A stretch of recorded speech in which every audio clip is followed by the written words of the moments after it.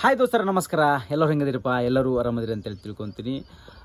ದೋಸ್ತರು ನೋಡ್ರಿ, ಈ ಒಂದು ವಿಷಯನ ನಿಮ್ಮ ಜೊತೆ ನಾನು ಹಂಚ್ಕೊಳ್ಬೇಕ್ರಿ. ಏನಪ್ಪ ಅಂತಂದರೆ, ನಂಬಿಕೆನ ಯಾರ ಮ್ಯಾಗ ಇಡಬೇಕು ಅನ್ನೋದನ್ನ ಗೊತ್ತಾಗಲ್ಲ.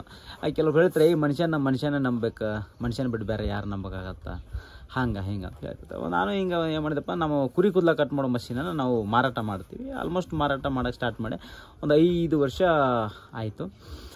ಮೊನ್ನೆ ಒಬ್ಬರಿಗೆ ಮಷೀನನ್ನು ಕಳಿಸ್ಕೊಟ್ಟಿದ್ದೆ ನಾನು. ಅವ್ರ ಹತ್ರ ಈ ರೀತಿ ರೇಟು ಹೇಳಿದ್ದೆ, ಓಕೆ ಅಂತ ಹೇಳಿದ್ರು ಅವರು. ಆಮೇಲೆ ನಾನು ಅದನ್ನು ಅವ್ರಿಗೆ ಕಳಿಸ್ಕೊಟ್ಟಿದ್ದೆ.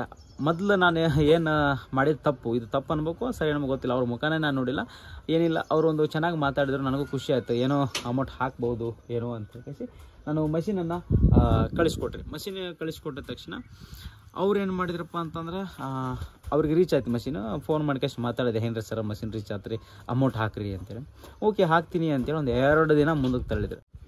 ಒಂದು ಸ್ವಲ್ಪ ಅಮೌಂಟನ್ನು ಹಾಕಿದ್ರು, ಒಂದು 75%, ಅಂದರೆ 100 ಒಳಗೆ ಒಂದು 75% ಹಾಕಿದ್ರು. ಯಾಕಪ್ಪ ನಾವು ಫುಲ್ ಅಮೌಂಟ್ನ ಹೇಳಲ್ಲ, ಯಾಕಪ್ಪ ಈ ಬಿಸ್ನೆಸ್ ಆಗಿರೋದ್ರಿಂದ ಸ್ವಲ್ಪ ರೇಟ್ ಹೆಚ್ಚು ಕಡಿಮೆ ಆಗಿರ್ತೈತೆ. ಹಾಗಾಗಿ 75%ನ್ನು ಹಾಕಿದ್ರು. ಆಮೇಲೆ ಇನ್ನೊಂದು 25% ಅಮೌಂಟ್ ಹಾಕಬೇಕಾಗಿತ್ತು. ಅವ್ರಿಗೆ ನಾನು ಫುಲ್ ರೀಸನೇಬಲ್ ಒಳಗೆ ಕೊಟ್ಟಿದ್ದೆ ನನ್ನ ಮಷೀನ್.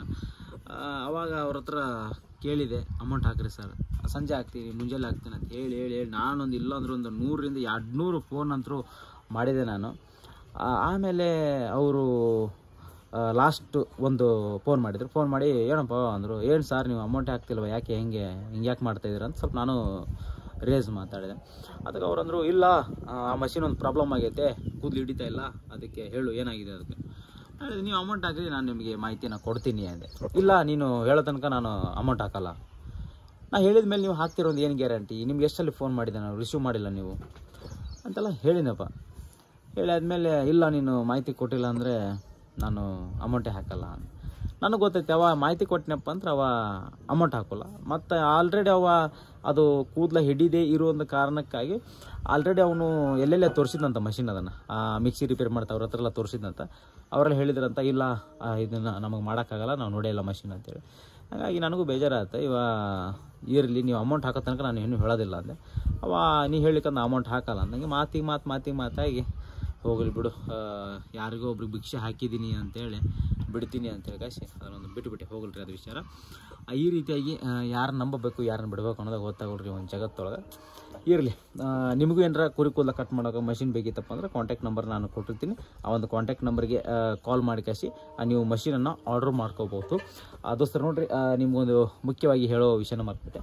ಏನಪ್ಪ ಅಂದ್ರೆ, ನನ್ನ ಒಂದು ಆಟದ ಮರಿಗಳಿದ್ವಲ್ಲ, ನಿನ್ನೆ ನಾವು ಕೋಡ್ ಕಿತ್ತೀವಿ ರೀ.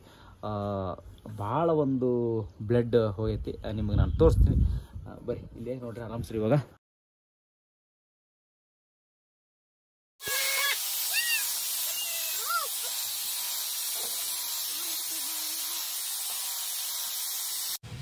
ಹಾಯ್ ದೋಸ್ತರ ನಮಸ್ಕಾರ.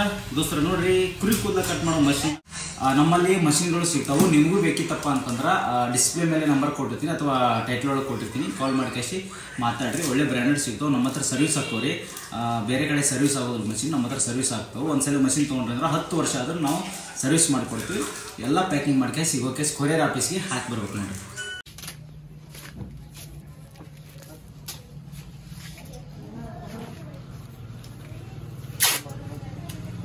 ನಿಮಗೆ ನಾನು ತೋರಿಸ್ತೀನಿ. ಬರೀ ಇಲ್ಲೇ ನೋಡ್ರಿ, ಆರಾಮ್ಸ್ರಿ. ಇವಾಗ ನೋಡ್ಬೋದು, ಇಲ್ಲಿ ಮಲ್ಕೊಂಡವ. ಇಲ್ಲೇನೈತೆ ನೋಡ್ರಿ, ಇದು ಹೋತ. ಇದಕ್ಕೊಂದು ನಾನು 6800 ರೂಪಾಯಿ ಕೊಟ್ಟು ತಂದಿದ್ದೆ. ಭಾಳ ಬೇರಿಕೆ ಆಗ್ಬಿಟ್ಟಿದ್ರಿ. ಎಷ್ಟು ಒಳಗೆ ಹಾಕಿದ್ರು ಮತ್ತೆ ಹೊರಗೆ ಈ ರೀತಿ ಬಂದು ಕಾಸಿ ಕಿತಾಪತಿ ಮಾಡೋದ್ರೊಳಗೆ ಇರ್ತೈತೆ ನೋಡ್ರಿ ಇದು. ಇದು ನೋಡ್ರಿ ರಿಯಾಕ್ಷನ್ ನೋಡ್ರಿ ಮಗಂದಾಗ. ಬಾ ಇಲ್ವಣ್ಣ ನೀನಲ್ಲಿ ಇದಕ್ಕಷ್ಟು ಉಸ್ತುವಾರಿ. ಸಿಗೆ ಒಟ್ಟು ಒಳಗೆ ಹಾಕ್ಬೇಕ್ರಿ, ಒಟ್ಟು ಮ್ಯಾಗ್ಬಾರ್ದು. ಒಳಗೆ ಹಾಕೋದು ಮ್ಯಾಗ್ಬಾರ್ದು. ಒಟ್ಟು ಇಲ್ಲಿ ಏನು ಹಾಕಿದಪ್ಪ ಅಂದ್ರೆ ಜಿಗಿದು ಬಂದುಬಿಡ್ತದ್ರಿ. ನೋಡ್ರಿ, ಮರಿಗಳು ಫುಲ್ ಆರಾಮ್ ಚೊಕ್ಕ ರೆಸ್ಟ್ ಮಾಡಾಕತ್ತವ್ರಿ. ನಾನಿವಾಗ ಆಲ್ಮೋಸ್ಟ್ ಈ ಒಂದು ಫಾರ್ಮ್ನ ನಾನು ಮೇಂಟೈನ್ ಮಾಡಾಕತ್ತಿಲ್ಲ ರೀ ದೋಸ್ತರ, ಕಂಟಿನ್ಯೂ ಹೇಳ್ಬೇಕಂದ್ರೆ. ಯಾಕಂದ್ರೆ ನಾನೊಂದು ಬೇರೆ ಕಡೆ ಒಂದು ಇದ್ರಾಗದೀನಿ ನಾನು. ಅದನ್ನು ಆಮೇಲೆ ಟೈಮ್ ಬಂದಾಗ ಹೇಳ್ತೀನಿ ನಾನು, ಇವಾಗಿಲ್ಲ. ಇದನ್ನೆಲ್ಲ ನಮ್ಮ ತಮ್ಮ ನೋಡ್ಕೊಳ್ತಾರೆ. ಅಲ್ಲಿ ನೋಡ್ರಿ, ತಳಗ ಆಟದ ಮರಿ ರೀ ಅವೆಲ್ಲ. ಅಲ್ಲೊಂದು ಐತ್ರಿ, 2 ಅವೆಲ್ಲ ರೀಸೇಲ್ ಮಾಡ್ತಾನೆ ರೀ. ಒಂದು ತೊಗೊಂಬಂದ. ಇವ್ಯಾವು ಸೇಲಿಂಗ್ ಅಲ್ಲ, ಇವು ನಿಮ್ಗೆ ಗೊತ್ತೈತಲ್ಲ ನಾನು ಕಟ್ಟಿರುವಂಥ ಮರಿಗಳು. ನೋಡ್ರಿ ಮರಿಗಳು ಹೆಂಗೆ ಅದಾವೆ ನೋಡ್ರಿ. ಎಲ್ಲ ಮರಿಗಳು ಸಂಪು ಮಲ್ಕೊಂಡವು. ಆಮೇಲೆ ಈ ಕಡೆ ಒಂದು 5 ಮರಿಗಳದು, ಇವು ಕೂಡ ಮಲ್ಕೊಂಡವು ನೋಡ್ರಿ. ಒಂದು ಸಾರಿ ನೋಡಿಬಿಡ್ರಿ. ನೋಡ್ರಿ, ಇವನು ಕೂಡ ಇನ್ನೂ ಸ್ವಲ್ಪ ದಿನ ಸಾಕ್ತೀನಿ ನಾನು. ಇವನೊಂದು 65 kg ತನಕ, 65 kg ಆಗೋ ತನಕ ಸೇಲ್ ಮಾಡಲ್ಲ.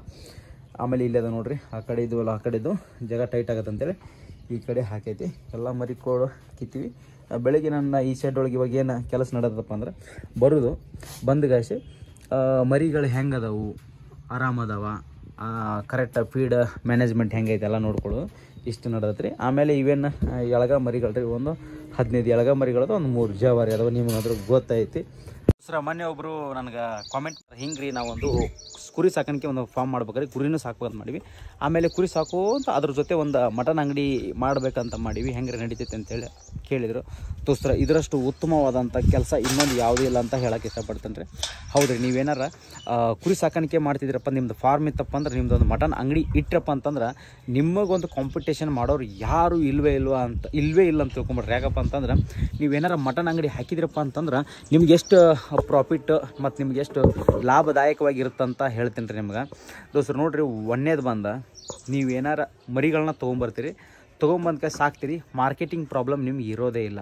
ಹೌದಾ, ನಿಮ್ಗೆ ಆಲ್ಮೋಸ್ಟ್ ಒಂದು ವಾರಕ್ಕೆ ಒಂದು 10 ಮರಿ ಆದರೂ ಹೋಗ್ತಾ ಇರ್ತಾವ್ರಿ. ಅಲ್ಲಿ ನೀವು ಸ್ವಲ್ಪ ಪ್ರಚಾರ ಆಯ್ತಪ್ಪ ಸಿಟಿ ಒಳಗೆ, ನೀವೇನಾರ ಒಂದು ಅಂಗಡಿ ಹಾಕಿ ಸ್ವಲ್ಪ ಒಂದು ಯಾರನ್ನಾರ ಲೇಬರ್ ಇಟ್ಕಾಸಿ ಅಲ್ಲಿ ಏನಾರ ಒಂದು ಒಳ್ಳೆ ಪ್ರಚಾರ ಮಾಡಿಬಿಟ್ರಪ್ಪ ಅಂದ್ರೆ, ಒಳ್ಳೆ ಪ್ರಮೋಷನ್ ಆಯ್ತಪ್ಪ ಅಂತಂದ್ರೆ ನಿಮಗೆ ನಿಮ್ಮ ಮರಿಗಳನ್ನ ಮಾರಾಟ ಒಂದು ಮಾಡುವಂಥ ಟೆನ್ಷನ್ ಇರೋಂಗಿಲ್ಲ. ನೀವೇ ಒಂದು ದಿನ ಒಂದೊಂದು ಮರಿನ ಕಟ್ಟಿಂಗ್ ಮಾಡ್ಕೇಶ್ ಮಾರಿದಿರಪ್ಪ ಅಂದ್ರೆ ನಿಮಗೆ ಮಾರ್ಕೆಟಿಗಿಂತ ನೀವು ಸಾಕಾಣಿಕೆ ಮಾಡಿ ನಿಮ್ಗೆ 2 ರಿಂದ 3 ಸಾವಿರ ರೂಪಾಯಿ ನಿಮ್ಗೆ ಎಕ್ಸ್ಟ್ರಾ ಒಂದು ಅಮೌಂಟ್ ಸಿಗ್ತೈತಿ.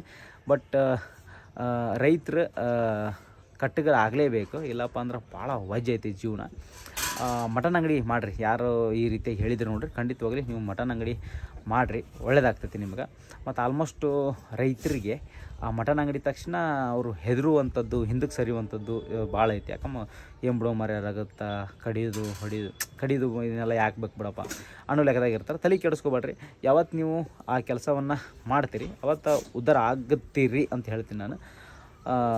ಬಟ್ ನಮಗೆ ನಾ ಆ್ಯಕ್ಚುಲಿ ಹೇಳ್ಬೇಕಂದ್ರೆ ನಾವು ಸ್ವಲ್ಪ ಹಿಂದಕ್ಕೆ ಜರಿತೀವಿ, ಮಟನ್ ಅಂಗಡಿ ಇಲ್ಲ ಅಂತೇಳಿ. ಹಂಗಾಗಿ ಯಾರೋ ಒಬ್ರು ಹೇಳಿದ್ರು, ಅವರು ಖಂಡಿತವಾಗ್ಲೂ ನೀವು ಮಟನ್ ಅಂಗಡಿ ಮಾಡಿ ಕಾಯಿಸಿ ನೀವು ಕುರಿ ಸಾಕಾಣಿಕೆ ಮಾಡಿರಿ, ನಿಮ್ಗೆ ಖಂಡಿತವಾಗ್ಲೂ ಒಳ್ಳೇದಾಗುತ್ತೆ. ನಾನು ವಿಡಿಯೋ ಮುಗಿಸ್ತೀನಿ. ನಿಮ್ಮ ಮನಸ್ಸಿಗೆ ಏನಾದರೂ ಕಾಮೆಂಟ್ ಮಾಡಿರಿ, ನಾನು ನಿಮ್ಗೆ ರಿಪ್ಲೈ ಮಾಡ್ತೀನಿ. ವಿಡಿಯೋ ಮುಗಿಸ್ತೀನಿ. ನಮಸ್ಕಾರ.